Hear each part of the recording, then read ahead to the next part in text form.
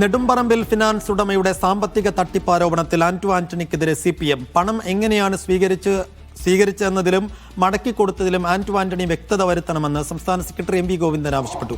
Account വഴി അല്ലെങ്കിൽ അത് കള്ളപ്പണമാണ്. പണം തിരിച്ചു കൊടുത്തു എന്നതിനേക്കാളും എങ്ങനെ വാങ്ങി, എന്തിനു വാങ്ങി എന്നതാണ് പ്രധാനമെന്നും ഗോവിന്ദൻ പറഞ്ഞു.